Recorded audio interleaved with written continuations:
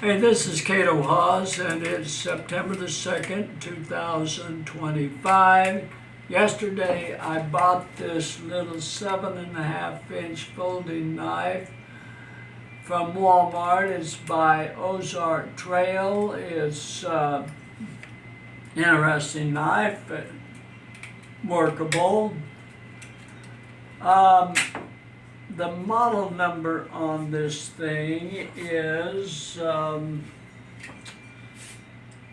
T2203R1-11, and I sharpened on it a little bit because it was not sharp.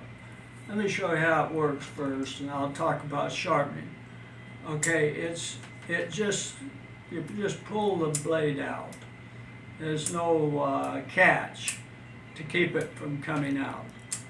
Or you're supposed to, once it loosens up and your thumb toughens up, you can open it with your thumb. To close it, you pull that down and close it. It's a little loose. You know, a new knife shouldn't be loose like that. And I'm very particular. It doesn't feel very loose this morning. Maybe it's just my imagination. I would probably use this knife if I ever got it sharpened up the way I like. And another thing though that's a little tricky on it, and I don't like so much, is this clip. It is so stiff. I can open it a little, but it's hard. And as far as putting it over the top of my pants, it's hard. It's hard to do it. It's easier over my pocket. My pocket's a little thinner. So it's a reasonable knife.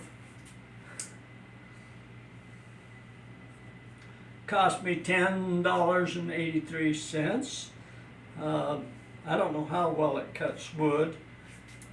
Now that I've sharpened on it a little bit, it almost cuts paper. Like I say, almost. I need to do a little more work on it. It is a D2 steel. Now those are known to be tough to sharpen and tough to ruin. I mean, I have a everyday carry knife that I've carried around and done a lot of stuff with and hacked with it and everything that's D2 steel. It's not an Ozark Trail, but it is a D2 steel, and it holds an edge pretty darn good once you've got it. It does not chip. It does not break. I really am impressed with the D2 steel. I actually had to ask my son to sharpen up that other knife, and he got it nice and sharp. Now let's go over here and see if we could sharpen this one a little bit. I am not a great sharpener, and I'll probably prove it. But what I've got here is can you see that? Can you come around over here and look at this? This is a Gerber diamond sharpener, and yeah, I'm moving the knife toward my hand, and I'm a bad habit of doing that. But I've got that knife turned up about 20 degrees. You see what I mean? This would be 0, that'd be flat. That's about 20, I think. Then that would be 90. Well, you wouldn't want to sharpen your knife at a 90-degree angle, of course. And at 0-degree angle's no good either. You want it, 15 or 20. I chose a 20 because I didn't want to do this forever. And so, I worked on this thing about 10 minutes previously. It could stand a lot more than that. At least it could stand a lot of sharpening by somebody who knows what they're doing, and I'm not sure I qualify on that. But I would eventually be able to get it sharp if I played around with it long enough. So what I'm going to do is wash this off. I'm going to take and dry it off over here.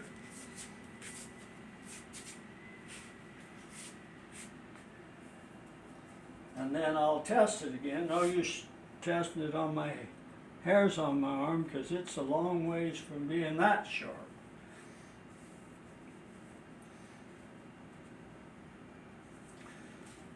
When I was a boy, we had pocket knives with high carbon steel and had whetstones that really worked, and belt drives that you could hold on there, and well, you could get your knife as sharp, you shave your hair on your arm just like that. Well, I think it's a pretty good knife. I may work with it a little longer and see if I can get it sharp one of these days.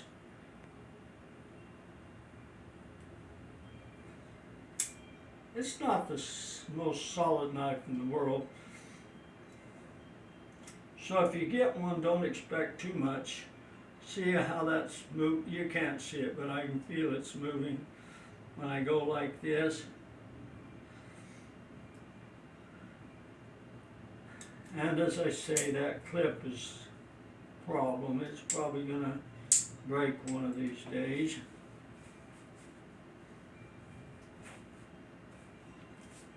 But it'll go in your pocket, all right? I hope you have good luck with it if you decide to buy one of these. I'm not recommending it. I'm not recommending against it. You can't buy a whole lot of knife for $10.